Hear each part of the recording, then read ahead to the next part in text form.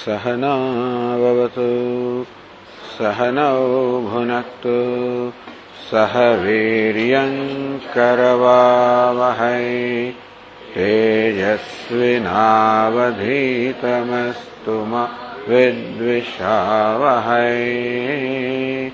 ॐ शान्ति शान्ति शान्तिः। ॐ पूर्णमदः पूर्णमिदं पूर्णात् पूर्णमुदच्यते पूर्णस्य पूर्णमादाय पूर्णमेवावशिष्यते। ॐ शान्ति शान्ति शान्तिः। श्रुतिस्मृतिपुराणानाम् आलयं करुणालयं नमामि भगवत्पादं शङ्करं लोकशङ्करं शङ्करं शङ्कराचार्यं केशवं बादरायणं सूत्रभाष्यकृतौ वन्दे भगवन्तौ पुनः पुनः। ईश्वरो गुरुरात्मेति मूर्तिभेदविभागिने व्योमवद्व्याप्तदेहाय दक्षिणामूर्तये नमः। 17मो मंत्र 5मा ब्राह्मणनो। इदं वै तन्मधु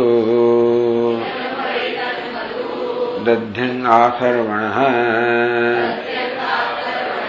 अश्विभ्यामुवाच तदेतदृषिः पश्यन्नवोचत आथर्वणाय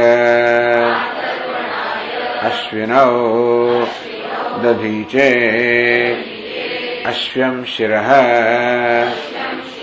प्रत्ययिरतं सवां मधु प्रवोचत ऋतायन् त्वाष्ट्रं यद्दस्रावपि कक्षं वामिति।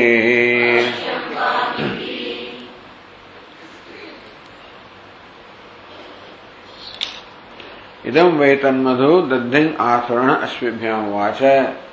आ मधु विद्याનો ઉપદેશ દધ્યંગ આથરણ ઋષિએ અશ્વિની કુમારોને કર્યો. એ સમગ્ર પ્રક્રિયા જે હતી તદેત ઋષિ પશ્ચન અવોચત.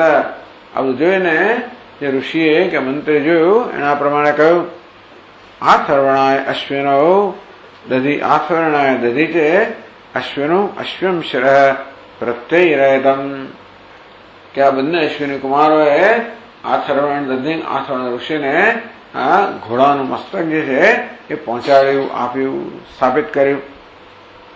સવામ મધુ પ્રવોચત.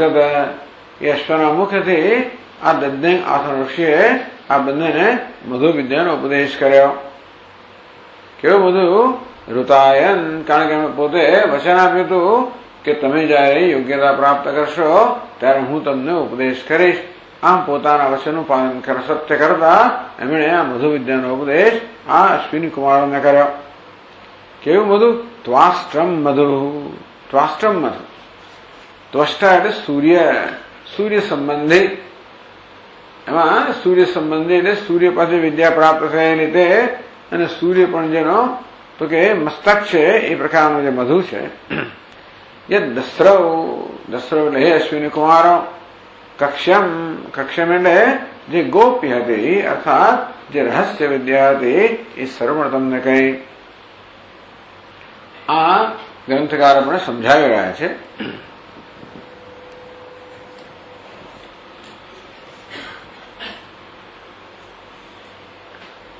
તો ઋષિ અશ્વિની કુમારને કહી રહ્યા છે, ઇન્દ્રોયમ વજ્રપાણે સન મામંતુમ નભસે સ્થિત ઉક્તાયામ બ્રહ્મ વિદ્યાયામ સમગ્રાયામ અમુમ દ્વિજમ ઘાતયામી સંકલ્પાત.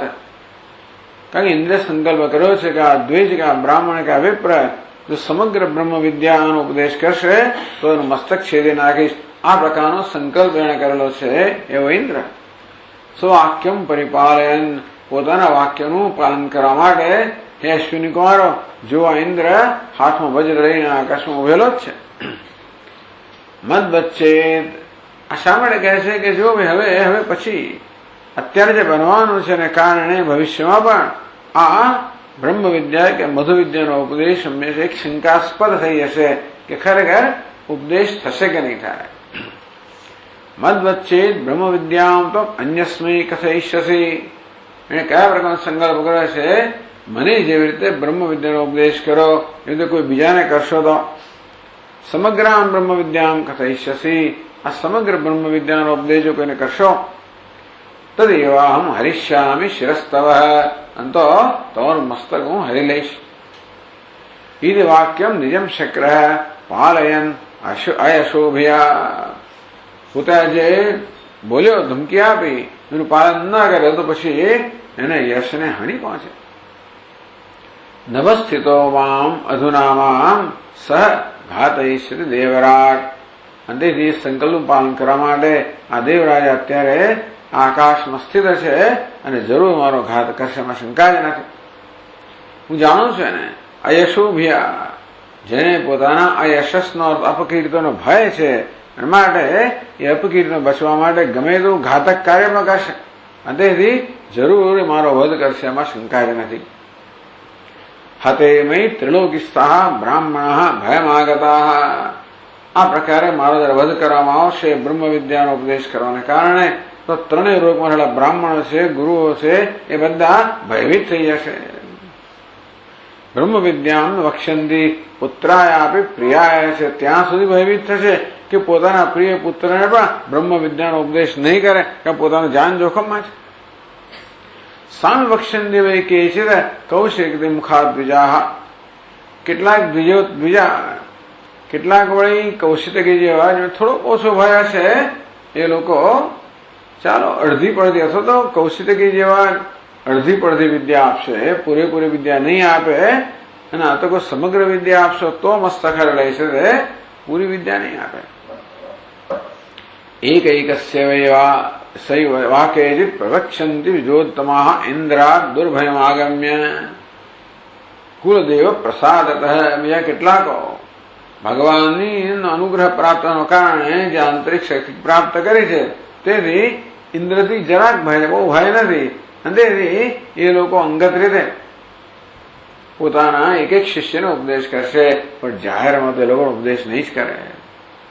પણ કુલદેવ પ્રસાદ, પણ જેને પરમાત્માનો સંપૂર્ણ પ્રસાદ અર્થાત અનુગ્રહ પ્રાપ્ત થયો છે, યાજ્ઞવલ્ક્યમ વિહાયકમ દ્વિજમ વાજસનેયકમ, જે વાજસનેય તરીકે પ્રસિદ્ધ છે એવા યાજ્ઞવલ્ક એમ અપવાદરૂપ છે કે એને ઇન્દ્રનો કોઈ પ્રકારનો ભય નથી, કારણ કે એમને સૂર્ય શિષ્યમ મહાત્મા સૂર્ય દીપ્ત તેજસમ, એ સૂર્યના શિષ્ય છે, મહાત્મા છે, સૂર્ય સમાન તેજસ્વી છે, એ હોવાના કારણે એમને કોઈનો ભય નથી. યજુંષી શ્વેત રૂપાણી તેને ઇમાની મહીતલે, વિચાર કરો યાજ્ઞવલ્ક્ય કેવા મહાન છે, એમના નામથી યજુર્વેદની શાખાઓનો પ્રચાર થાય છે. વળી એમની તપસ્યાને કારણે આ યજુર્વેદના મંત્રો જે શ્યામ હતા કાળા હતા એ સફેદ શ્વેત થઈ ગયા. યાજ્ઞવલ્ક્ય નામ એકમ ધારેષ્યંતિ સર્વતઃ, અને હવે આ બધા યજુર મંત્રો જે છે એ યાજ્ઞવલ્ક્યનું વાજસનેયનું નામ ધારણ કરશે. આટલી કથા તો કહેવામાં આવી છે વિષ્ણુ પુરાણમાં જે પ્રસિદ્ધ છે કે વેદવ્યાસ ભગવાનના 4 શિષ્યમાં વૈશંપાયન જે હતા એમાં એક એક શિષ્યને એક એક વેદ છે, એક એક વેદનો પ્રચાર કરવાનું કાર્ય સોંપેલું. વૈશંપાયન ઋષિ છે એમના શિષ્ય, એમને ઋગ્વેદનો પ્રચાર કરવાનું કાર્ય સોંપેલું. વૈશંપાયનજીને 27 બધા શિષ્યો હતા, એટલે યજુર્વેદની 27 શાખાઓ હતી.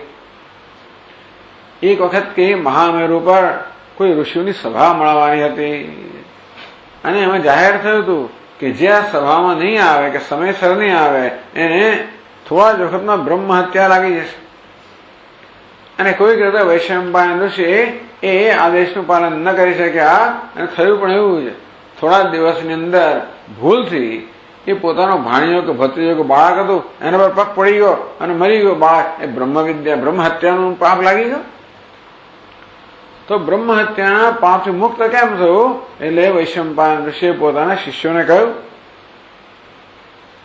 કે તમે બધા એવી કડી તપશ્ચર્યા કરો જેથી હું બ્રહ્મ હત્યાના પાપથી મુક્ત થઈ જાઉં. આવું જયારે કહ્યું ત્યારે યાજ્ઞવલ્કે મને એક શિષ્ય હતા કે ભગવાન આ બધા શું કરવાના છે? આ બધા નિસ્તેજ છે બધા. હું એક જ પર્યાપ્ત છું આપને બ્રહ્મ હત્યાના પાપ મુક્ત કરવા માટે. હું એક જ પર્યાપ્ત છું. આ સાંભળીને ગુરુજી ગુસ્સે થઈ ગયા. ક્યારે? તો આ બધા બ્રાહ્મણોનું તું અપમાન કરે છે, આટલું અભિમાન તારામાં છે. આ અભિમાન માટે તો આ બ્રહ્મ વિદ્યા ધારણ કરવા તું અધિકારી નથી. મારે આ વેદની વિદ્યા જે છે એ પાછી આપી દે. યાજ્ઞવલ્ક્ય પાછી એવા જ હતા અને તેથી એમણે બધી જ વિદ્યા લઈ લો તમારી વિદ્યા. એ જમાનો ચાલતું આવે છે ટૂંકમાં લઈ લો. આમ લોહીથી ખરડાયેલી આ વિદ્યાનો એમણે ઓખી કાઢી. તરત ઋષિએ પોતાના શિષ્યોને પક્ષી બની જવાનું કહું. એ તેતર પક્ષી બની ગયા અને એમણે એ બધી વિદ્યા લઈ લીધી. ત્યારથી એ તૈત્રીય એ પ્રકારની શાખા કહેવાય છે. આ છે એની 27 કી શાખાઓ હશે, ભગવાન જાણે. અને હવે યાજ્ઞવલ્ક્ય નીકળી જાય ત્યાંથી અને ભલે હું કઈ રીતે વિદ્યા પ્રાપ્ત કરું. એમણે સૂર્યની ઉપાસના કરી. આ વિષ્ણુ પુરાણમાં બહુ સુંદર સ્તુતિ એમણે સૂર્યની સ્તુતિ કરવા માંડી. એકાગ્ર ચિત્તથી બહુ સુંદર સ્તુતિ કરી છે. એને કારણે સૂર્ય દેવતા પ્રસન્ન થયા છે અને કે હું પ્રસન્ન છું તારે શું જોઈએ? તો કે મારે યજુર્વેદની વિદ્યા જોઈએ ને એવી વિદ્યા જોઈએ જે ગુરુને પણ પ્રાપ્ત ના હોય. આ તો બાપુ કહેવું પડશે. એટલે ટૂંકમાં એમને પણ ન ખબર હોય એ વસ્તુ મારે જોઈએ છે. એટલે તે વખતે સૂર્ય દેવતા અશ્વ એટલે ઘોડો બની ગયા અને એ રૂપમાં એમણે આ યજુર્વેદની વિદ્યા જે છે એ પ્રદાન કરી. અયાતયામાં એવી જાતના યજુર્વેદના મંત્રો જે છે જે વૈશંપાયન ઋષિને ખબર ન હતી એવા મંત્રનો ઉપદેશ કર્યો. અને ત્યારથી પછી એની 15 શાખાઓ હતી. એ 15 શાખાઓ વાજસનેય શાખા તરીકે પ્રસિદ્ધ છે. આ વાજસનેય તો યાજ્ઞવલ્ક્યનું નામ છે. સમજાવવામાં આવ્યું કે ભાઈ વાજૈ કેસરૈ શનિ દાનમ યજુષામ યસ્ય વાજસનિ સૂર્ય. વાજસનિ એ સૂર્યનું નામ છે કારણ કે વાજ અર્થાત અશ્વના રૂપમાં, શનિ એટલે કે આ વિદ્યાનું દાન કરવા માટે વાજસનિ સૂર્યનું નામ છે. અને વાજસનિ ભક્તિ સેવ્ય યસ અસ્યૈતિ. આ વાજસનિ જે છે એ જેનો સેવ્ય છે, જેનો સ્વામી છે એ યાજ્ઞવલ્ક્યને વાજસનેય કહેવામાં આવ્યા. આ પ્રકારે વાજસનેય સંન્યકમ. ત્યાર પછી બધા મંત્રો વાજસનેય તરીકે ઓળખાય છે. 15 શાખાઓ. તેન ઉક્તેન યાજ્ઞવલ્ક્યોત્કર્ષેણ ઇમાને કાણવાદિ 15 શાખા રૂપાણી યજુંષી શુક્લવર્ણાની. એને કારણે આ યાજ્ઞવલ્ક્યની એવી ઉત્કૃષ્ટતા હતી, મહાનતા હતી. એટલે આ બધી શાખાઓ જે ઋષિના નામથી પ્રસિદ્ધ છે એ ઋષિ શાખાના પ્રવર્તકો છે, શાખાના કરતા નથી. એટલે આ બધા મંત્રો યાજ્ઞવલ્ક્યએ રચ્યા એવું નથી, પરંતુ એ શાખાની અંદર જે અત્યંત તેજસ્વી મહાપુરુષ હોય એના પરથી એ શાખા જાણીતી થઈ. જેમ કે બધા રઘુવંશ કે રઘુ પહેલા નથી પણ છતાં એ વંશની અંદર જે અત્યંત તેજસ્વી રાજા થઈ ગયા હોય રઘુવંશ, રાઘવ વગેરે. બાકી કુરુ, કૌરવ, યાદવ આમ યદુ કે પહેલા નથી પણ તેજસ્વી. કુરુ પણ તેજસ્વી હોવાને કારણે એમના નામથી જે રીતે કુળ બધા ઓળખાય છે તેવી રીતે આ શાખાઓ પણ એમાં થયેલા અત્યંત તેજસ્વી મહાપુરુષને કારણે ઓળખાતી હોય છે. આમ યાજ્ઞવલ્ક્ય અત્યંત સૂર્ય સમાન તેજસ્વી હતા.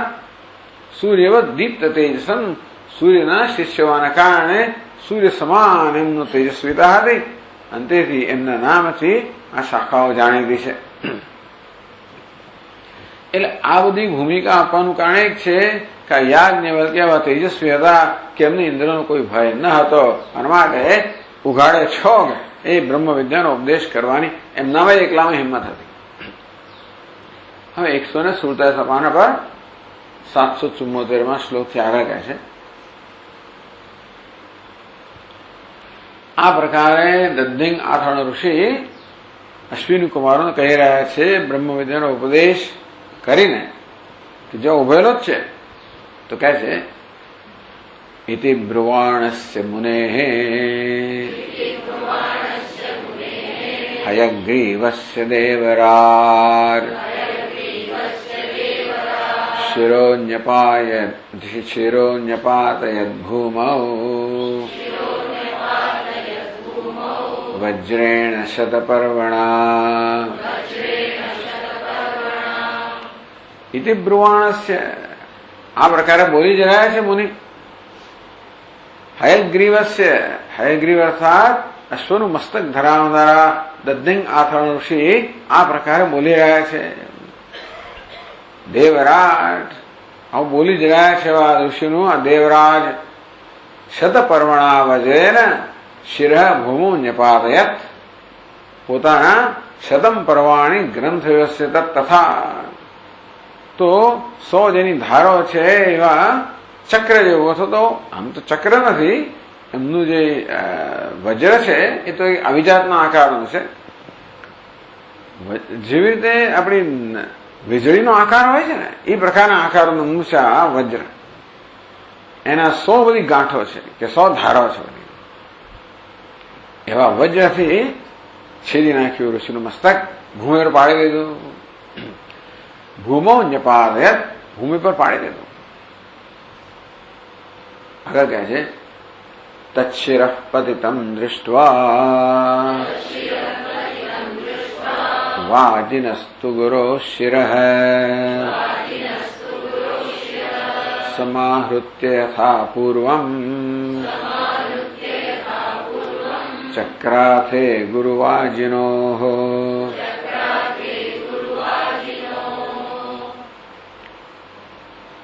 ગુરોઃ શિરઃ પતિતં દૃષ્ટ્વા,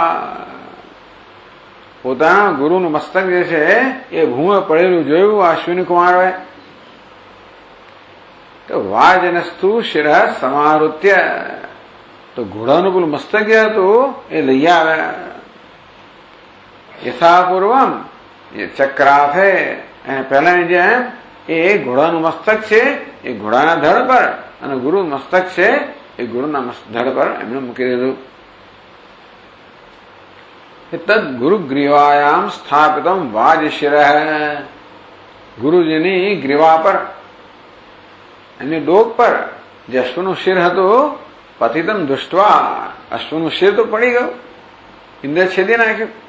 વાજિન સકાશાત ગુરો શિર સમાવૃત્ય, અને ઘોડા પર જે ગુરુજીનું મસ્તક હતું ત્યાંથી એ મસ્તક લઈ આવ્યા, છેદું પડી ગયું છે એની પર, અને મૂકી દીધું.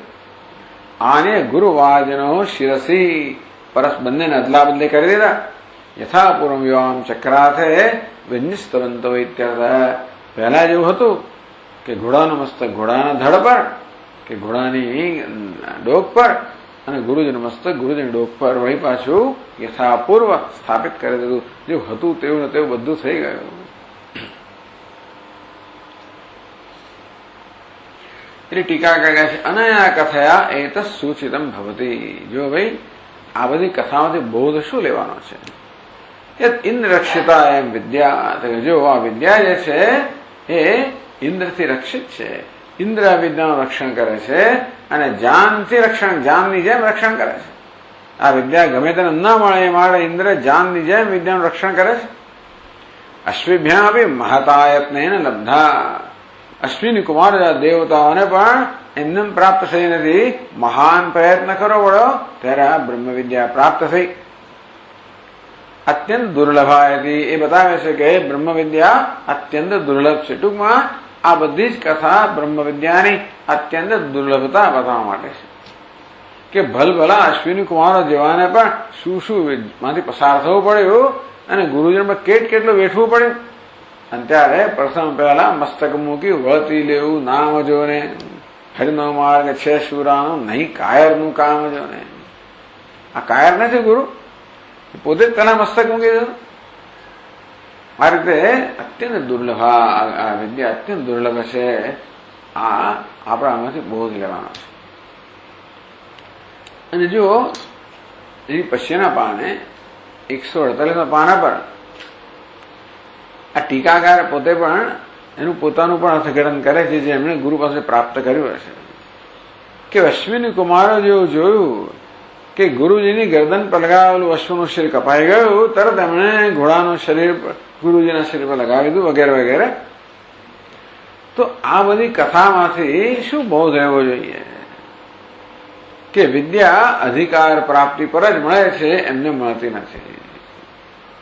એને માટે ઘોર પરિશ્રમ આવશ્યક છે.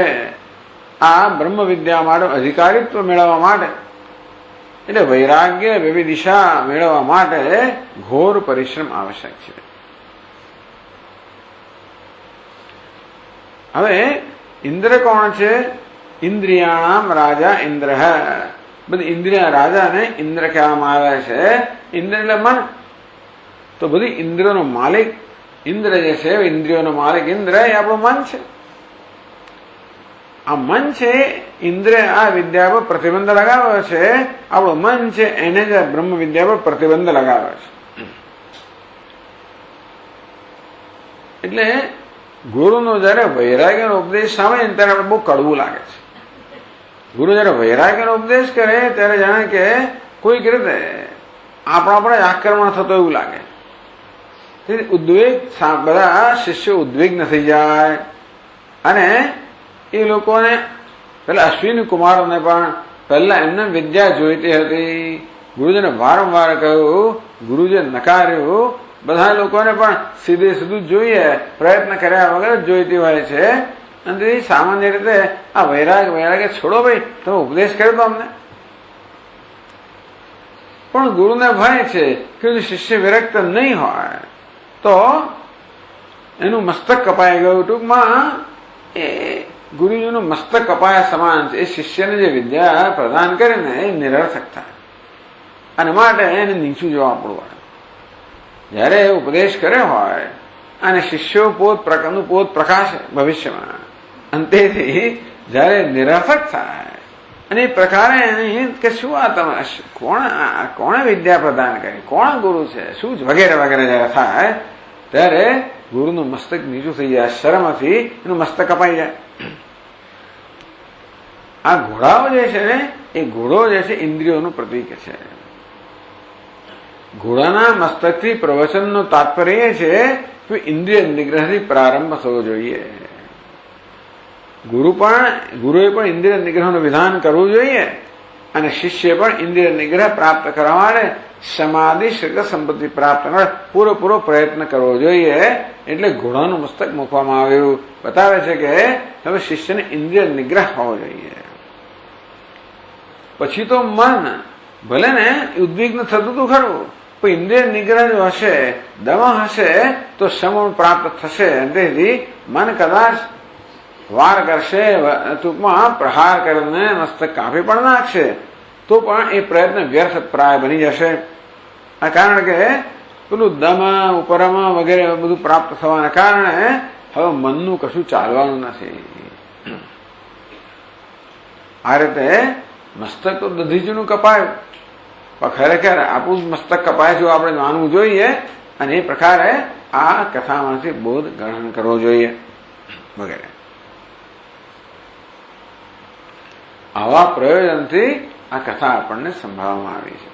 હવે આવું બધું અર્થઘટન તો જોઈએ જ નહીં તો આ કથાઓ તો વિચિત્ર છે ને બધી. બધી કથાઓ યાજ્ઞવલ્ક્યની કથા વિચિત્ર છે. એમાંથી પછી બોધ લેવો પડે આપણે. એટલે તપશ્ચર્યાથી આ પ્રાપ્ત થાય. બાકીની બધી વસ્તુઓ છે, બાકીના જે અંશ છે એ અંશ મહત્વના નથી. આ કથાની અંદર પણ બાકીના બધા અંશ જે છે એ મહત્વના નથી. મહત્વનો અંશ એ છે કે કેવો ઘોર પરિશ્રમ કરવો પડે. તેવી રીતે યાજ્ઞવલ્કે કેવો ઘોર પરિશ્રમ કર્યો. ગુરુ કદાચ નારાજ થઈ ગયા તો ગુરુને પ્રસન્ન કરવા માટે કેવા પ્રકારની તપશ્ચર્યા કરી અને ગુરુએ બીજા રૂપમાં આવીને કેવી રીતે વિદ્યા પ્રદાન કરી. જેવી રીતે સત્યકામ જાવાલની કથા છે ને કે સત્યકામ જાવાલને ગુરુ તો મોકલી આપ્યો કે લે બી આ ગાયો નબળી નબળી 400 ગાયો આપી 1000 થાય ત્યાર પછી તું આવજે પાછો. લઈ ગયો. કેટલાય વર્ષો જંગલમાં રહ્યો, ગાયની ખૂબ સેવા કરી. 1000 થઈ ગઈ ત્યારે ગાયો પછી એક બળદ આવીને કહે છે કે અમે 1000 થઈ ગયા છે, અમને લઈ ગયા. અને તને એક પછી એક દેવતાઓ પછી એના આવતા 4 દિવસ થયા. એ 4 દિવસ દરમિયાન એક પછી એક દેવતાઓ એને ઉપદેશ કર્યો બ્રહ્મ વિદ્યાનો. એના મોં પર તેજ જોઈને ગુરુ તો છક થઈ ગયા. કહે તું તો બ્રહ્મ જ્ઞાની થઈ ગયો, તને કોણે વિદ્યાનો ઉપદેશ કર્યો? એટલે તું ગુરુ સિવાય બીજા પાસે લઈ આવે વિદ્યા? મહારાજ, હું તો માનું છું ગુરુ પાસેથી પ્રાપ્ત થયેલી વિદ્યા જ ખરેખર સફળ બને, એ જ ખરેખર સબળ બને. અને વડે આપ મને ઉપદેશ કરો. ભલે બીજો ઉપદેશ કર્યો તો આપ મને ઉપદેશ કરો. એટલે ગુરુ એ જ વિદ્યાનો ઉપદેશ કર્યો. આ રીતે ગુરુ જ દેવતાઓ દ્વારા, ટૂંકમાં ગુરુએ એને આ પ્રકારે તપશ્ચર્યા માટેનો આદેશ કર્યો. જયારે કહ્યું કે 400 ની 1000 ગાયો કર, એટલે શ્રદ્ધા, ભક્તિ, તપશ્ચર્યાનું જીવન જીવ્યો. એટલે ગુરુએ એને દીક્ષા તો આપી હતી, વૈદિક વેદની દીક્ષા આપેલી. તો બધું થઈ ગયું બધું.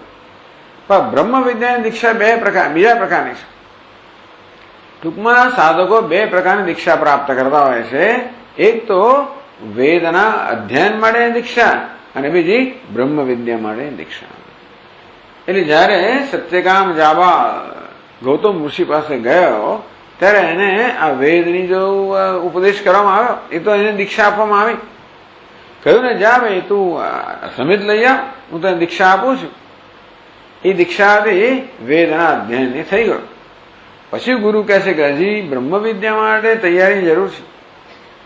એટલે બ્રહ્મ વિદ્યાની દીક્ષા માટે તૈયાર થાય તે માટે એના પર તપશ્ચર્યા વગેરેનો આદેશ આપવામાં આવ્યો, જે એને સહર્ષ સ્વીકાર્યો, શ્રદ્ધા સહિત સ્વીકાર લીધો. તેથી ગુરુની કૃપાથી જ દેવતાનો ઉપદેશ કર્યો છે. છતાં પણ એ ઉપદેશ ગુરુ પાસે જ મળવો જોઈએ એવું પણ એને આગ્રહ રાખ્યો. એટલે અહીં પણ યાજ્ઞવલ્ક્યને પણ ગુરુદેવ બીજા રૂપમાં ઉપદેશ કરે એમ જ સમજવાનું. અને એને તેજસ્વીતા પ્રાપ્ત કરી ત્યારે નહોતો એની પાસે, ત્યારે એને ઓંકી નાખવી પડે. ટૂંકમાં વિદ્યા પ્રદાન કરી તોય પણ એને અસર ના થઈ. પરિણામે જયારે ઉપાસના કરી અને એ યોગ્યતા તેજસ્વીતા પ્રાપ્ત કરી ત્યારે ગુરુએ જેને બીજા રૂપમાં ઉપદેશ કર્યો. હવે 147 પાના પર ટીકાકાર આ બીજી પંક્તિમાં અપી છે મંત્રયો અર્થશ્ચ પ્રદર્શિત. જે 2 મંત્રો આપણે પાઠ કરતા હોઈએ છીએ, ઇદમ વૈ તન્મધુ દધ્યં આથર્ણ અશ્વિભ્યામ ઉવાચ તદેતદ ઋષિ પશ્ચન અવોચત. આમ 2 મંત્રો આપણે જોયા, 16મો અને 17મો. પહેલા વાક્ય તો સમાન છે, બંનેમાં સરખા છે. પછીનો વિભાગ થોડો જુદો છે.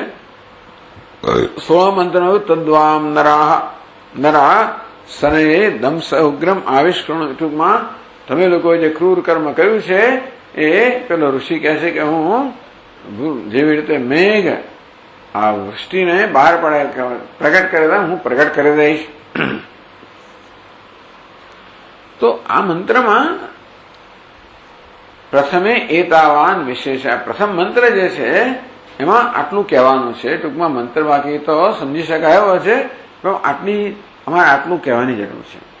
એમ એથી અનર્થકો નિપાત. જો શીર્ષણા પ્રયદિમુવાચેતી છેલ્લું આ 16મા મંત્રના છેલ્લા શબ્દો કયા છે? શીર્ષણા પ્રયદિમુવાચેતી. એમાં પ્રયદ ઈમ ઉવાચ, હવે ઈમ અંદર છે કે ઈમ એ અનર્થકો નિપાત અવ્યય છે જેનો કોઈ અર્થ નથી. યત પ્રોવાચ અન્વય, એટલે પછી આ પ્ર છે ને એને ઉવાચ સાથે જોડી દેવાનો. એટલે પ્રોવાચ એટલે પ્ર યત એમ જવા દેવાનું. ઉવાચ પ્રન ઉવાચ જોડે પ્રોવાચ યત પ્રોવાચ આ પ્રકારનો અન્વય થાય. ટૂંકમાં અશ્વસ શીર્ષના યદ વામ પ્રોવાચ, જે મધુ વિદ્યા અશ્વના મસ્તકથી તમને બંનેને પ્રદાન કરી એ તમારો ક્રૂર કર્મ છે, હું પ્રગટ કરી દઈશ વગેરે. પછીનો મંત્ર ઇદમ વૈતન મધુ દદ્યંગ આથર્ણશ્વિભ્યમવાચ તદેતદ ઋષિ પશ્યન અવોચત આથર્વાણાય અશ્વિનો દધીચે અશ્વમ શિર પ્રત્યયરયતમ. એનો અર્થ કહે છે દ્વિતીય મંત્રે તો પ્રત્યયરયતમ એટલે પ્રાપિતવંતો. ટૂંકમાં તમે બંને આ ઘોડાનું મસ્તક જે છે એ ગુરુના શિર પર સ્થાપિત કર્યું. સ્વામ મધુ પ્રવોચન ઋતાયન. શ્રુતાયન એટલે શું? સત્યમ પાલયન. એ ગુરુજી આવું કેમ કર્યું? પોતે જે વચન આપેલું હતું એને સત્યનું પાલન કરવા માટે. પછી કહ્યું ત્વાષ્ટ્રમ મધુ. આ મધુ વિદ્યા છે ત્વાષ્ટ્ર એવું વિશેષણ આપવામાં આવ્યું. ત્વાષ્ટ્રમ આદિત્યસ્ય યજ્ઞ પુરુષ શિરસ્ત્વેન જ્ઞાન રૂપમ મધુ. આ સૂર્ય છે ને એ ઘોડો બની ગયેલા. યજ્ઞ પુરુષ શિર એ ઘોડો જે છે એના પર સમગ્ર અશ્વમેધ યજ્ઞની કલ્પના કરવામાં આવી. અશ્વમેધ યજ્ઞ છે એના પર એની ઉપાસના સમગ્ર વિશ્વની કલ્પના કરવામાં આવી. એનું મસ્તક છે ને એ મસ્તક છે જ્ઞાન રૂપમ મધુ. એ ઘોડોનું મસ્તક છે એ જ્ઞાન રૂપ છે, જ મધુ વિદ્યા છે. એની આખ્યાયિકા કેવી છે? એ આખ્યાયિકા યજ્ઞ પુરુષસ્ય શિર વલ્મિક જંતુ ભક્ષિક જ્યાક ધનુષ્કોટ્યા અવચ્છિન્નમ. આમાં એવું કહે છે કે ધનુષ હતું, ધનુષ પણસ હોય. આ પણસ બરોબર તમે એને બરોબર બાંધેલી હોય ને એટલે ધનુષ છે એ એની અંદર દબાણ હોય. તો શું થયું એક વાર કે પેલી ઉધઈ છે એ પેલી પણસને ખાઈ ગઈ, છૂટી ગઈ. એટલે પેલું ધનુષ છૂટ્યું. આ યજ્ઞ પુરુષ છે એનું મસ્તક છેદી નાખ્યું. આવું થઈ ગયું. એટલે કહે છે કે યજ્ઞ પુરુષ શિર અવત કોટ્યા આચ્છિન્નમ. ટૂંકમાં છેદી નાખવામાં આવ્યું. એ ધનુષ વડે અકસ્માતથી જ યજ્ઞ પુરુષ મસ્તક જે છે એ છેદાઈ ગયું. હવે શું થાય? તત્સંધાનાય અશ્વિનો દેવૈ પ્રાર્થિતો. એ મસ્તકને સાંધવા માટે દેવતાઓ અશ્વિની કુમારને પ્રાર્થના કરી અને એ લોકોએ જોડી દીધું. ઇત્યાદિ રૂપ પ્રવર્ગ કાંડે આખ્યાયિકા ગતા. પ્રવર્ગ કાંડમાં આ પ્રકારની આખ્યાયિકા કહેવામાં આવી છે. એટલા માટે અશ્વિની કુમારોને આ વિદ્યાની યોગ્યતા, કારણ કે એમણે આ ત્વાષ્ટ્ર, કારણ કે આ સૂર્ય દેવતા છે જે યજ્ઞ પુરુષ હતા એનું મસ્તક જોડી આપ્યું હતું અને માટે મસ્તક છે એ જ જ્ઞાન રૂપ છે. મળે વિદ્યા એમને પ્રાપ્ત થઈ. વળગો છે કક્ષ્યમ યચ્ચ કક્ષ્યમ ગોપ્યમ મધુ બ્રાહ્મણોક્તમ. એટલે આ બ્રહ્મ વિદ્યા એટલે મધુ વિદ્યા જે છે એના બે વિભાગ છે. એક કર્મ ઉપાસના અને બીજો બ્રહ્મ વિદ્યા. જે બ્રહ્મ વિદ્યા છે એ ગોપ્ય છે, કક્ષ્ય છે. યચ્ચ કક્ષ્યમ ગોપ્યમ મધુ બ્રાહ્મણોક્તમ. એટલે આગળ જે છે એ પ્રવર્ગ કાંડની વિદ્યા છે એ કઈ એ પણ મધુ વિદ્યા કહેવાય. અને પછી આ મધુ કાંડમાં જે કહેવામાં આવે ટૂંકમાં આ બે અધ્યાયમાં કહેવામાં આવે એ બ્રહ્મ વિદ્યા છે એને કક્ષ્ય ગોપ્ય કહેવામાં આવે. આમ કર્મ ઉપાસના અને બ્રહ્મ વિદ્યા એ સમગ્ર ઉપદેશ કરવામાં આવ્યો. તો દુભયમ પ્રોક્તવાન ઇત્યર્થ. હે અશ્વિની કુમારો, આ બંને તમારા ગુરુએ તમને કહેલી છે. આવું ઋષિએ એમને કહ્યું. હવે આગળ વધે છે એ બૃહદારણ્યક ઉપનિષદમાં. પછી 19મો મંત્ર છે, નહીં 18મો મંત્ર. એટલે 16-17 મંત્રોનો અર્થ સમજાવે. હવે ગ્રંથકાર 18મો મંત્ર સમજાવવાના છે.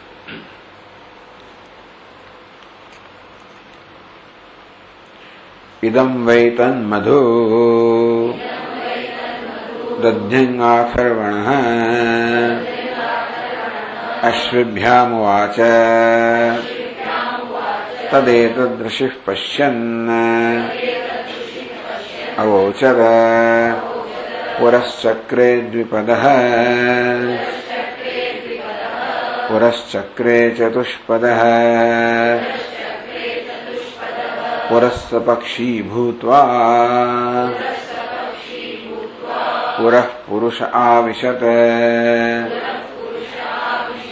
इति स वा अयं पुरुषः सर्वासु पुरुषो पुरुषः न एनेन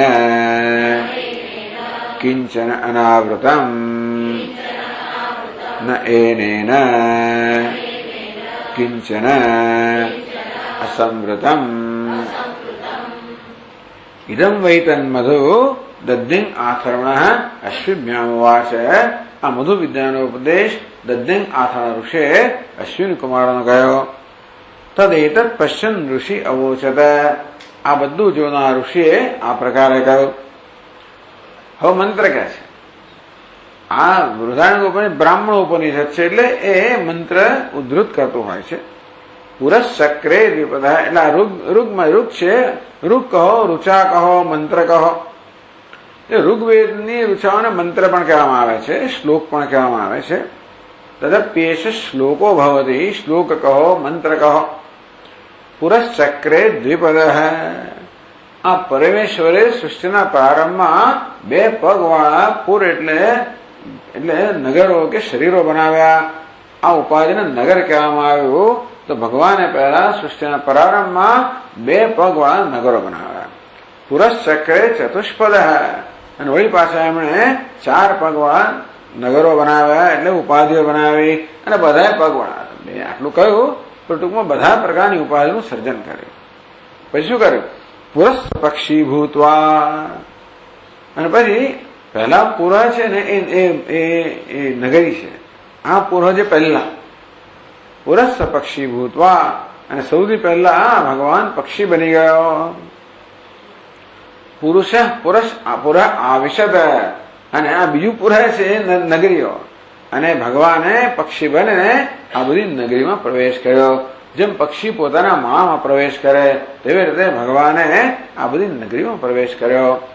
એટલે ટૂંકમાં તત્સૃષ્ટવા તદેવાનું પ્રવેશ સર્જન કરીને ભગવાને પ્રવેશ કર્યો. આ રીતે પછી પક્ષી જયારે માળામાં જાય ને ત્યારે એને પોતાની પાંખો સંકેલી લેવી પડે. એમને એમ ના જાય, ઉડતું ઉડતું જાય ખરું પણ માળામાં ક્યારે જઈ શકે? પાંખો સંકેલીને ત્યારે. તેમ ભગવાન પણ છે તો વિરાટ એટલે સર્વવ્યાપી છે, સંકેલી લીધો અને આમાં પ્રવેશ કર્યો. આ મંત્ર. હવે પછીનો બ્રાહ્મણ વિભાગ. સવા અયમ પુરુષ એને પુરુષ પરમાત્માને પુરુષ કેમ કહેવામાં આવે? પુરુષ કેમ તો કે સર્વાસુ પુરુષુ પુરુષ પુરુષ આ બધી નગરીમાં શયન અર્થાત નિવાસ કરતો હોવાને કારણે એ પુરુષ કહેવાય છે. તો સર્વાસુ પુરુષુ આ બધી નગરીને પૂરી દેતો હોવાને કારણે ભરપૂર કરતો હોવાને કારણે પુરુષ કહેવાય છે. એટલે પૂર્ણાત પુરુષ પૂર્ણ કરતો હોવાને કારણે પુરુષ છે. અથવા તો પુરી શયનાથ પુરુષ પુરીમાં શયન કે નિવાસ કરવાના પુરુષ છે. આમ પુરુષ શબ્દ બે રીતે સમજાવવામાં આવ્યો. એ પરમાત્મા કહેવાય છે ને એને કિંચન અનાવૃતમ એવું કશું જ નથી જે આ પરમાત્મા વડે ઢંકાયેલું ન હોય. પરમાત્મા સર્વને વ્યાપ્ત કરીને રહેલો છે. ને એને કિંચન અસમૃતમ એવું કશું જ નથી જેની અંદર પરમાત્મા ના હોય. એવું કશું જ નથી જેની બહાર પરમાત્મા વ્યાપ્ત કરીને ન રહ્યો હોય. એવું કશું નથી જેને અંદરથી વ્યાપ્ત કરીને પરમાત્મા ન રહેલો હોય. આ પરમાત્મા સમગ્ર જગતને અંદર બહારથી વ્યાપ્ત કરી રહેલો છે. યત્ કિંચિત જગત દૃષ્ટમ યત્ કિંચિત જગત સર્વમ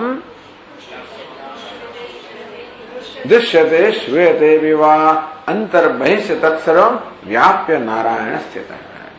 જે કઈ દેખાય છે, સંભળાય છે, અંદર બહાર વ્યાપ્ત કરીને ભગવાન રહેલો છે નારાયણ. એ કહેવામાં આવ્યું. આ મંત્ર સમજાવે છે. તો 148 પાના પર ટીકા કહે એવમ પ્રવર્ગકાંડોક્ત કથાનુવાદકયો મંત્ર અર્થ દર્શિત. બે પ્રવર્ગકાંડની કથાના પહેલા બે મંત્રો છે, એ પહેલા બે મંત્રો પ્રવર્ગકાંડની કથાનો અનુવાદ કરતા હતા. હવે જે બે મંત્રો છે એ મધુકાંડની કથાનો અનુવાદ કરે છે. પ્રવર્ગકાંડોક્ત કથા અનુવાદકયો મંત્રયો. આ પ્રવર્ગકાંડમાં પેલી કથા કહેવામાં આવી, જેમાં આપણે કહી ગયા કે કેવું યજ્ઞ પુરુષનું મસ્તક છેદાઈ ગયું, અશ્વિની કુમારો કેવું મસ્તકને વળી પાછું મૂકી દીધું. અશ્વ પુરુષ એ યજ્ઞ પુરુષ અશ્વના રૂપમાં હતો, સૂર્ય અશ્વ બની ગયેલા અને વળી પાછું મસ્તક મૂકી દેવામાં આવ્યું. એ કથા દ્વારા જે કહેવાયું પ્રવર્ગકાંડમાં, એનો અર્થ કહેવામાં આવ્યો પહેલા બે મંત્રોમાં. અથવા સકલ મધુકાંડ. હવે આવ્યું મધુકાંડ, એટલે કે બૃહદારણ્યકના પહેલા બે અધ્યાયો અને મધુકાંડ કહેવામાં આવ્યું. તો પહેલા બે મંત્રો એ પ્રવર્ગકાંડ છે, એનો અર્થ કયો.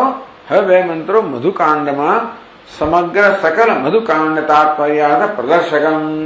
આ સમગ્ર મધુકાંડ એટલે કે બૃહદારણ્યક ઉપનિષદના પહેલા બે અધ્યાયો છે, એ સમગ્ર એ અધ્યાયમાં સમગ્રતા જે ઉપદેશ કરવામાં આવ્યો એને સંક્ષેપમાં આ એક મંત્રમાં જ કહેવામાં આવ્યો.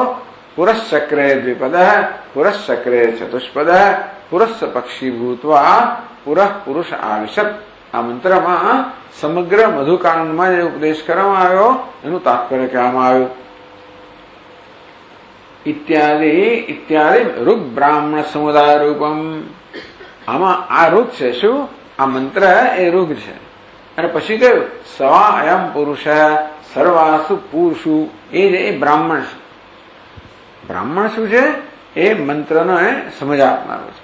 એટલે આ જે 18મી કંડિકા છે એમાં મંત્ર પણ છે અને બ્રાહ્મણ પણ છે.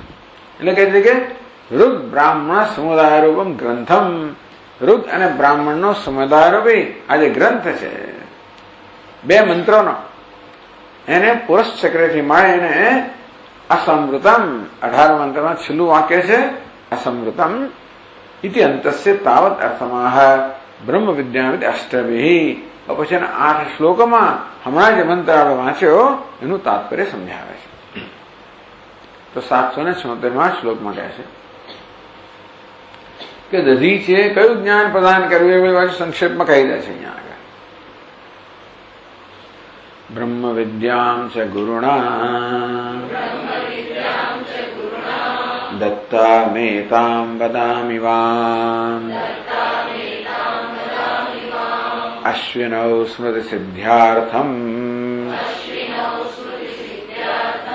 યુવયોર્હિ ગુરુદ્રોહો. આ તો મારા કહેવામાં આવે ગુરુના દ્રોહી તમે બંને, તમને ગુરુએ આ વિદ્યા પ્રદાન કરી. એટલે ટૂંકમાં તમારી કેટલી નિષ્ઠુરતા અને ગુરુની કેટલી કૃપા. આ બસ સતત વારંવાર કયા કરે છે કે તમે લોકો લોભી, સ્વાર્થી, નિષ્ઠુર, અને ગુરુ અત્યંત કૃપાળુ, દયાળુ, ઉદાર વગેરે વગેરે. અશ્વિનો એ સંબોધ એ અશ્વિની કુમારો.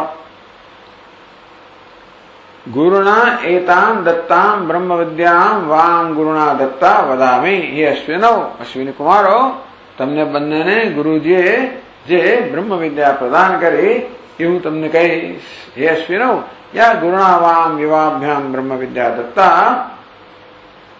તો જે વિદ્યા તમને ગુરુજીએ પ્રદાન કરી બ્રહ્મ વિદ્યા, યત કામયા યુવાભ્યામ ગુરુદ્રોહ કૃત.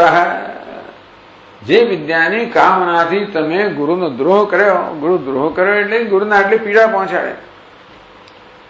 તો જે વિદ્યાની કામનાથી તમે ગુરુને આટલી પીડા પહોંચાડવા સુધીનું પગલું ભર્યું, એમાંથી પણ તમે હટ્યા નહીં, એવા એ ગુરુએ તમને જે બ્રહ્મ વિદ્યાનો ઉપદેશ કર્યો તે તામ યવયો વદામી. એ હું તમને કહી રહ્યો છું પાછળ. શેને માટે? શ્રુતિ સિદ્ધ્યાર્થમ. શ્રુતિ સિદ્ધ્યાર્થમ ટૂંકમાં શ્રુતિ સિદ્ધિ એને માટે કે સ્મૃતિ સિદ્ધિ અર્થમ. હા, સ્મૃતિ એટલે કે તો સ્મૃત્યર્થમ. ટૂંકમાં તમને વળી પાછું યાદ દેવડાવવા માટે હું તમને વદામી વળી પાછો સંક્ષેપમાં કહી દઈશ. તમારી સ્મૃતિ માટે તમને વળી પાછો સ્મૃતિ સિદ્ધ્યાર્થમ જોઈએ, ખરેખર તો સિદ્ધ્યાર્થમ ના જોઈએ. તો તમારી શ્રુતિ સિદ્ધ થાય એ માટે હું તમને વળી પાછો સંક્ષેપમાં એક જ મંત્રમાં એ સમગ્ર વિદ્યા કહી દઈશ, જે મધુકાંડમાં ગુરુએ તમને પ્રદાન કરી. તો પુરશ્ચક્રે દ્વિપદ, પુરશ્ચક્રે ચતુષ્પદ. પહેલા પરમાત્માએ દ્વિપદ એટલે બે પગા પ્રાણીઓ બનાવ્યા, એટલે બે પગા પ્રાણી ઉપાધિ બનાવી અને ચો પગા પ્રાણી ઉપાધિ બનાવી. પછી એમાં પ્રવેશ કરે ત્યારે એ ઉપાધિ જીવંત બને. એટલે આ પ્રકારની પ્રક્રિયા છે ઉપનિષદમાં. રાહુની કલ્પના કરો કે રાહુ બનાવીને પ્રવેશ કરો, પણ આ રીતે તેનો વાત એ છે કે આ સમગ્ર જગત તો જીવંત હોય જો એમને પરમાત્મા સત્તા સ્ફૂર્તિ પ્રદાન કરે ત્યાં. એટલે આ સમગ્ર નામ રૂપાત્મક જગત જે જીવંત છે, ચેતન છે, સક્રિય છે, એની અંદર જે નામ રૂપ અંશ છે એ તો સર્જન થયેલો છે. એમાં જે અસ્થિભાતિ પ્રિય અંશ છે એ પરમાત્માનો અંશ છે. પરમાત્મા અત્યંત કૃપા કરીને આ નામ રૂપ અંશને સજીવન બનાવ્યો, સક્રિય બનાવ્યો, સચેત બનાવ્યો.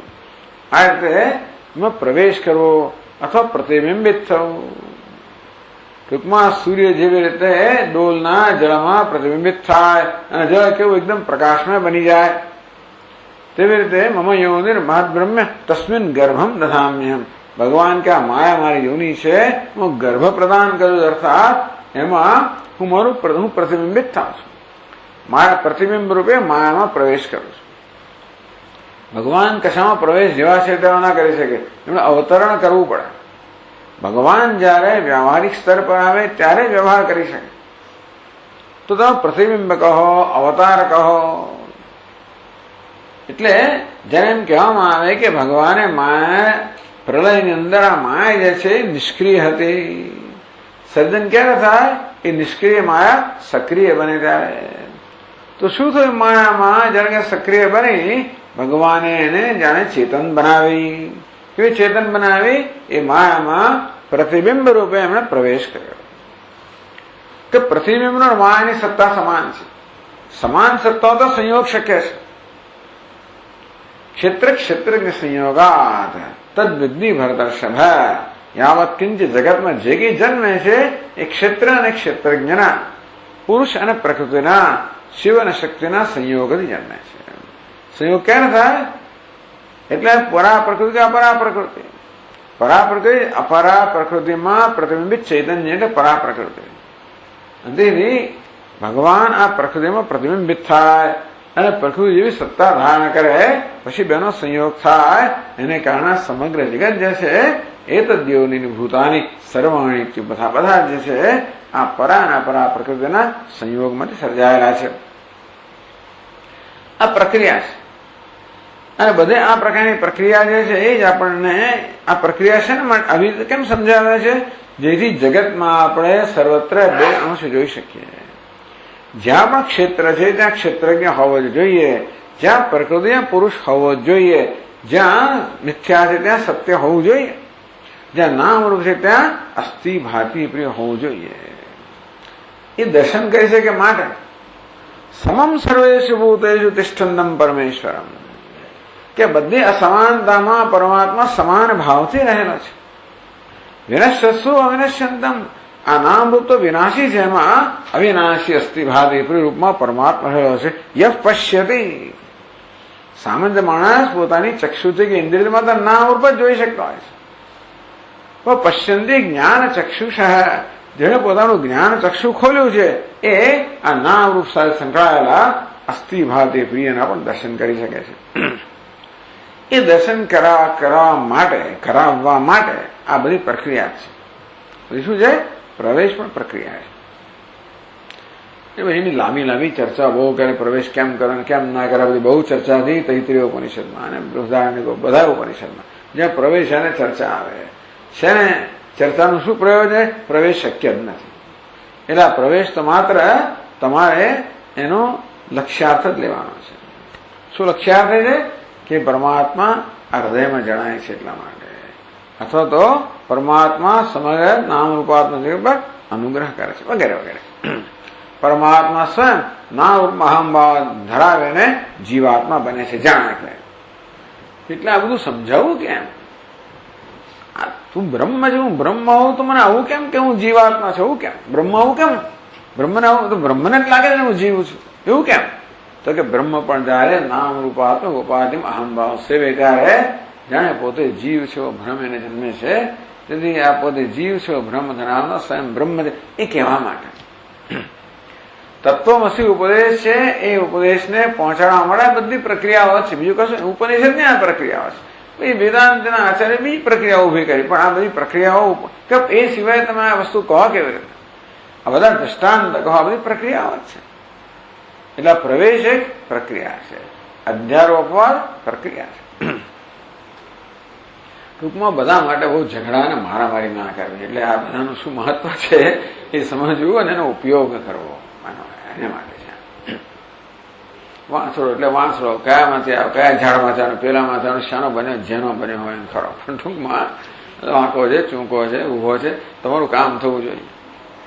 જરા વાંકો જ પણ તમને આટલું ઊંચું થાય કામ પતી ગયું. પાછો વાંકો છે ને આમાં ગાંઠ છે જે વાત ખરી, પણ તમને અહીંયા સુધી લઈ જાય છે ને એ મહત્વનું છે.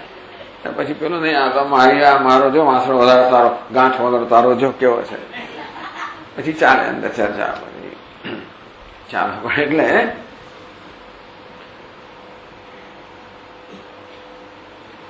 એટલે પછીના શ્લોકમાં આ વસ્તુ કહે છે, પુરશ્ચક્રે દ્વિપદ પુરશ્ચક્રે ચતુષ્પદ જગત કારણભૂતોયમ આત્મા સર્વશરીરિણામ મહારાજોપમશ્ચક્રે શરીરમ હિ પુરોપમમ. ગ્રંથકાર પછી એની બધી ખાલી જગ્યાઓ પૂરે છે. વેદાંતની પ્રક્રિયા તૈયાર થઈ ને. વેદાંતિક પંચમહાભૂતનું સર્જન થાય પહેલા. તસ્માદ વા એ તસ્મા આત્મને આકાશ સંભૂત. આત્મામાંથી આકાશની ઉત્પત્તિ થઈ કે આકાશનો પ્રભાવ થયો, આકાશનો ઉદ્ભવ થયો, આકાશની અભિવ્યક્તિ થઈ. એ કેવી થાય? એટલે માયા અંદર આવી. ભાઈ આત્માથી આકાશ જન્મે છે, આત્માથી કશું જન્મે જ કેવી રીતે? તો શું થાય? એ જાણે જન્મ્યું છે એવો ખાલી દેખાવ થાય. દેખાવ ઉત્પન્ન કરનાર જે દેખાવ છે ને મિથ્યા કહેવાય, એનું ઉત્પન્ન કરનાર માયા કહેવાય. અને તેથી આ માયામાંથી જન્મ એમ કહેવાય. પ્રક્રિયા થયા પાછી બીજું શું છે? પ્રક્રિયા. મિથ્યા માયા બધી શું છે? પ્રક્રિયાઓ છે. પણ એટલે માયા તો પ્રક્રિયા જ છે કે મિથ્યાનું ઉત્પન્ન કરનાર માયા છે. આત્માથી આકાશ જન્મે કેવી રીતે? આકાશ તો મિથ્યા છે, વ્યાવહારિક સત્યતા ધરાવનારું સત્યતા, અને આત્મા તો પારમાર્થિક સત્ય. તો પારમાર્થિક વ્યાવહારિક બન્યું કેવી રીતે? આ પારમાર્થિક વ્યાવહારિક ભાષી રહ્યું છે એવો ભાસ ઉત્પન્ન કરનાર નામ માયા. એ ભાષી રહ્યું છે એટલે એની સત્તા મિથ્યા છે. ટૂંકમાં બાદ યોગ્ય છે. સત્યને કહેવાય છે, બાદ યોગ્ય નથી. આ રીતે પરમા એટલે પંચમહાભૂત આકાશ એ પ્રકારે ક્રમ છે. અને એમાંથી પછી સમષ્ટિ પહેલા સર્જન થવું જોઈએ, પછી વસ્તુ સર્જન થવું જોઈએ. આ પ્રકારની આપણી પ્રક્રિયા છે. હવે ઉપનિષદ બધું નથી કહેતો. ઉપનિષદ કહ્યું ભગવાને તૈત્રીય બધાની અંદર પણ બધા પગથિયા નાખે. એટલે આપણને પેલો દાખલો ગણો, આપણને ઉત્તર આપે ખરા, પણ પછી બે ચાર વચ્ચે માત્ર રૂપરેખા જ આપે. બધા પગથિયા કહે એટલે બધા પૂરવા પડે બે સમજાવવા માટે. ટ્યુશન ક્લાસમાં જાય એટલે પછી બધા એક અંદર વચ્ચે જેટલા પગથિયા હોય બધા પછી વિસ્તારી સમજાવે. ગ્રંથકાર બધા પગથિયા સમજાવે છે. એટલે આ મંત્ર બહુ સંક્ષેપમાં બધું જ કહેવામાં આવ્યું. એટલે કહે છે જગત કારણભૂતો એમ પરમાત્મા. આત્મા જે છે સચ્ચિદાનંદ એ શું છે? જગત કારણભૂત. એ તો જગતના કારણરૂપ છે. આત્મા જગતનું કારણ છે. જગત અભિન્ન નિમિત્તોપાદાનભૂત પરમાત્માને આત્મા કહ્યો. એટલે કે હું અથવા પરમાત્મા કહો. એ કેવો છે? જગત કારણ. કયા પ્રકારનું કારણ? અભિન્ન નિમિત્ત ઉપાદાન કારણ. ટીકાકાર પછી એ પૂરું કરે છે. એમાં જગત કારણ કહ્યું. ટીકાકાર શું છે? અભિન્ન નિમિત્ત ઉપાદાન કારણ. એ દરેક જણ પછી જેમ લાગે કે કંઈક થોડી ખૂટ પૂરવા જેવું છે ખાલી જગ્યા તો પૂરતા હોય છે. એટલે જગત અભિન્ન નિમિત્તોપાદાન ભૂત પરમાત્મા જગત કારણભૂત.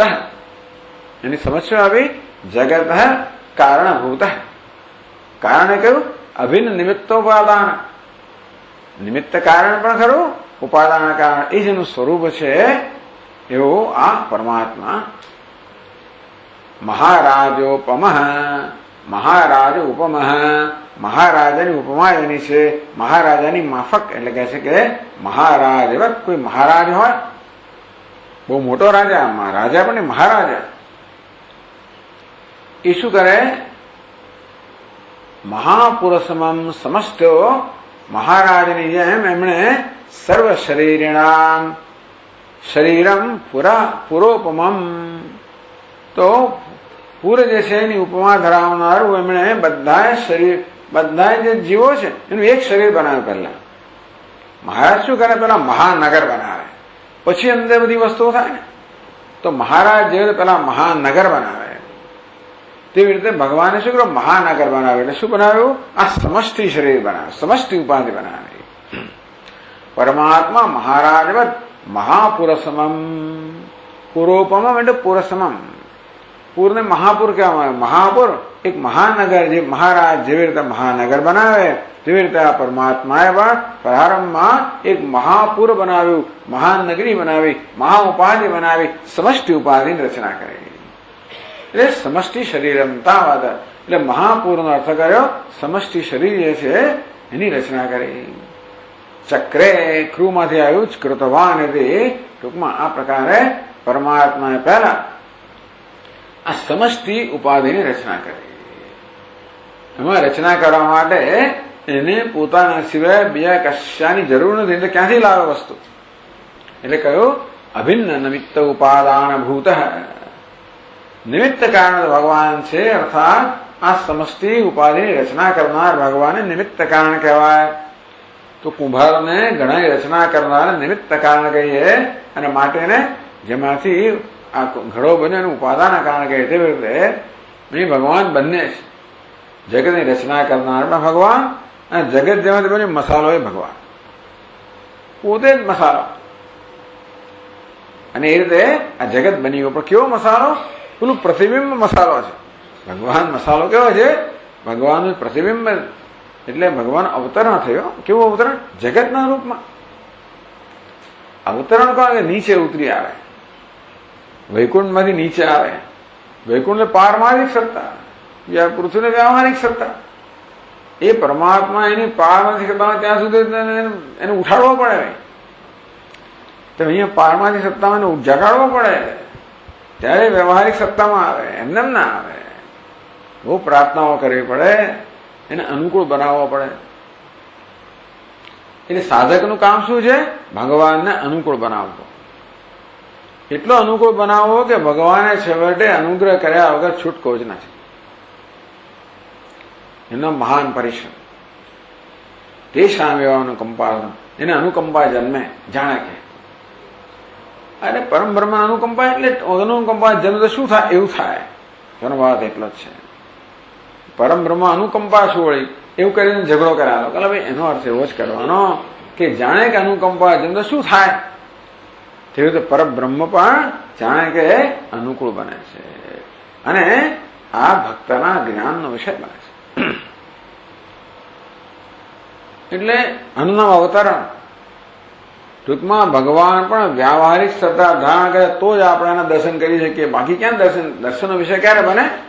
એ વ્યવહારિક. એટલા માટે આ બધા અવતારો, એટલા માટે રામકૃષ્ણ વગેરે છે, એ વ્યવહારિક સત્તા ધરાવનારા મારે દર્શનના વિષય બને. મારે ભક્તો જયારે એમની ભજન વગેરે કરે તો એમનું જે નામ રૂપ ગુણ બધા છે તો એમને દર્શન થઈ જાય, કારણ કે એ સત્તા ધરાવનારા છે. પરમ બ્રહ્મને દર્શન વિષય બનાવવા માટે જ્ઞાન વૃત્તિમાં એને અવતરણ કરવું પડે. પણ એ પ્રથા આ રીતે પહેલા ભગવાને જે ટૂંકમાં હવે પોતે જ ઉપાદાન કારણ છે. નિમિત્ત કારણ તો ખરો, ઉપાદાન એની પાસે શું સાધન તો કઈ છે નહીં. એટલે શું થયું? દેખાવ રૂપી ઉપાદાન. ટૂંકમાં એ આ સમષ્ટિ રૂપે એ પ્રગટ થયો, અભિવ્યક્ત થયો, દેખાવા માંડ્યો. એટલે એને આ રીતે આભાસ, આ જગતના રૂપમાં એ અભિવ્યક્ત થવું, પ્રગટ થવું. જેમ સ્વપ્નમાં થાય તેવી રીતે એ રીતે ભગવાન ઉપાદાન કારણ બન્યો. આને માટેનું કોઈ પણ વ્યવસ્થિત કારણ કશું છે નહીં. બહુ લાંબુ ચોડું કરો, બધામાં મુશ્કેલીઓ જ છે. ટૂંકમાં પણ આટલું આ બધાની પાછળ એક જ પ્રયોજન જે છે એ ભગવાન છે. બસ એ જેમ સમજાય એમ સમજો. ટૂંકમાં જે છે એ ભગવાન જ છે એ સમજાવવા માટે. અરે ઉપાય કેવી રીતે બન્યું? સ્વપ્નનું દ્રષ્ટાંત, કોઈ દ્રષ્ટાંત બધું દ્રષ્ટાંત ખેંચા ખેંચ કરો, અંદર ખેંચતા બધે બહુ મુશ્કેલી ઉભી થાય. એટલે બહુ બધી આ બધા ગ્રંથો બહુ બધી ચર્ચાઓ છે. આપણું મગજ કામ ના કરે એ પ્રકારની ચર્ચાઓ છે બધી. કારણ કે એકવાર કહ્યું કે સ્વપ્નની જેમ એટલે સ્વપ્નની લાંબી લાંબી પછી બહુ વિશ્લેષણ થાય અને પછી એમાં આપણે થાકી જઈએ. થાક્યા છતાંય સમજ ના પડે એ બધું હોય છે. ટૂંકમાં આ બધી પ્રક્રિયાઓ બધી બહુ અઘરી હોય છે. પણ આપણે તો આટલું સમજવાનું આ શેના માટે બધું છે? જે છે ભગવાન છે. બસ તો તાવત ચક્રે કૃતવાન હતી. એટલે પહેલા મહારાજે જેવી રીતે બધા મહાન નગરની રચના કરે અને પછી અંદર બધા વ્યક્તિગત મકાનો બનાવે કરે તેવી રીતે પહેલા પરમાત્માએ મહાનગરની રચના કરી. આ સમષ્ટિ ઉપાધિ રચના આપણે પ્રક્રિયા છે. એટલે ટૂંકમાં સમષ્ટિમાંથી વ્યષ્ટિ એવું સમજવાનું આવે.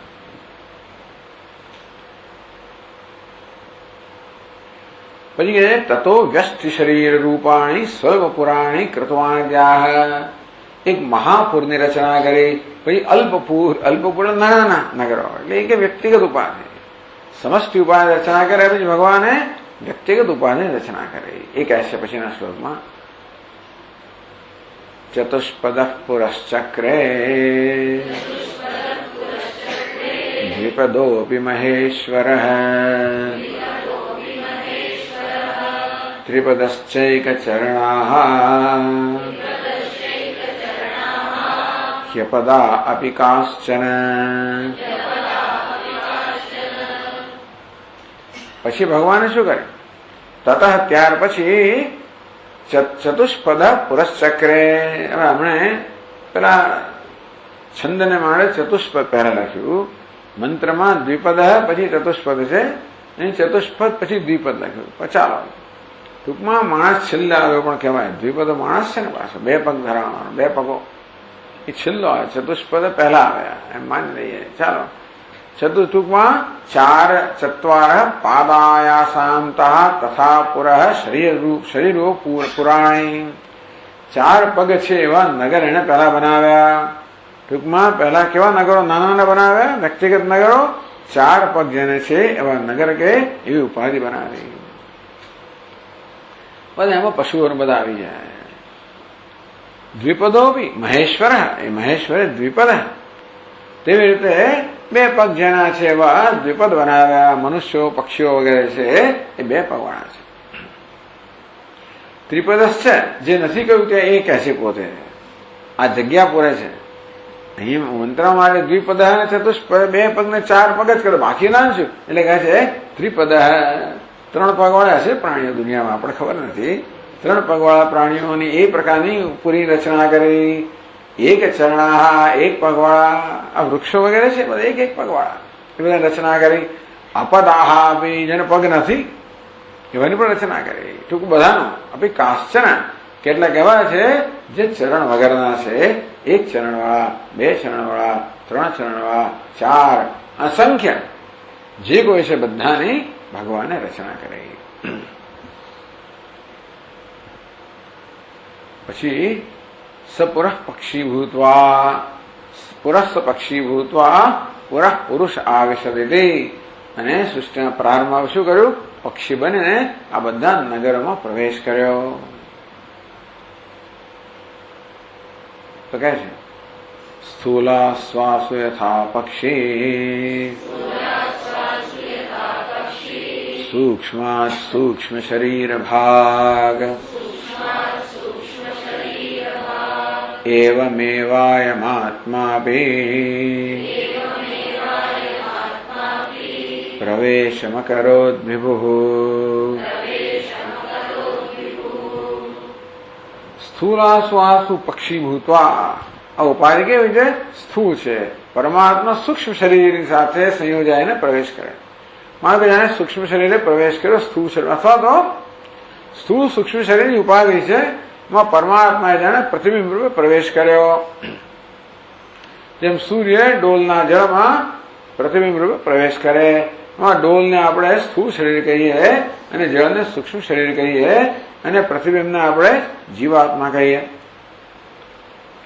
આસુ સ્થૂલ આસુ, આ બધી સ્થૂળ નગરીઓ કહેવાય, સ્થૂળ ઉપાધિ કહેવાય.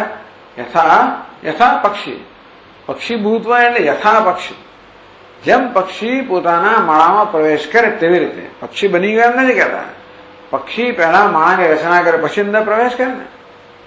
દેવદત્ત શું પેલા ઘરની રચના કરે પછી ઘરમાં પ્રવેશ કરે ને. પક્ષી પણ શું કરે, પેલા માળો રચે પછી અંદર જાય.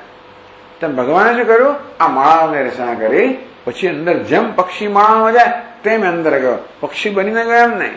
એટલે પેલામાં પક્ષી બનીને એમ કહે છે કે યથા પક્ષી. સૂક્ષ્મ સૂક્ષ્મ શરીર ભાગ, આસુ પુરુષો યથા પક્ષી નેળે પ્રવિશન, જેવી રીતે પક્ષી પોતાના માળામાં પ્રવેશ કરતો હોય ત્યારે સંકુચિત રૂપો ભૂતવા પ્રવિશતે, પોતાને સંકુચિત કરે છે. માળા તો નાનકડો હોય, એમાં પછી એનું દ્વાર વળી પાછું નાનકડું હોય. પક્ષી એમાં જાય આમ સંકોચાઈને જતું રહે. તેવી રીતે નાની નાની ઉપાધિ છે. ભગવાન તો મોટો છે, મારે એને સંકોચ એટલો પોતાની જાતને સંકોચાઈને દરેકમાં. એટલે કહે છે કે તથા પરિચ્છેદ અભિમાન લક્ષણમ સૂક્ષ્માત સૂક્ષ્મમ. ભગવાન સૂક્ષ્મ બની ગયો તો બની નથી ગયો, અભિમાન લક્ષણમ. બસ ટૂંકમાં સૂક્ષ્મ શરીર હોય એને નાનકડું આપણું નાનકડું, સ્થૂળ અને સૂક્ષ્મ એટલે નાનકડું. આ નાનકડા શરીરમાં અહમભાવ રૂપી નાનકડા બનવું. ભગવાન નાનકડો બન્યો નથી, પણ જાણે કે નાનકડો બન્યો. કેવી રીતે? આ નાનકડા દેહની અંદર અહમભાવ એટલે કહે છે કે પરિચ્છેદ અભિમાન લક્ષણમ સૂક્ષ્મત્વ. પરિચ્છેદ મર્યાદા, આ મર્યાદિત દેહમાં અભિમાન ધરાવવું એ જ ભગવાનનું નાનકડા બની જવું. ભગવાન પાછો સંકોચ આવે એવું પક્ષીના જે બધા અંશને એવી રીતે નહીં લેવાના. એટલે સમજાવવામાં આવ્યું કે પરિચ્છેદ અભિમાન લક્ષણ, દેહની અંદર અભિમાન કરવું એટલે દેહ જેવડા બની જવું. જાણે કે સૂક્ષ્માત સૂક્ષ્મમ અતિ સૂક્ષ્મ, સૂક્ષ્મથી પણ સૂક્ષ્મ, અત્યંત સૂક્ષ્મ રૂપ લઈને રૂપમ ભજન સન પ્રવેશમ અકરોત. એ પ્રકારે ભગવાને આ બધા દેહમાં પ્રવેશ કર્યો, અર્થાત બધા દેહની અંદર એને અહમભાવ ધારણ કર્યો. અને એ રીતે એ જાણે કે આટલા બધા જીવો બની ગયો. જેટલી ઉપાધિ એટલા જીવ બની ગયો.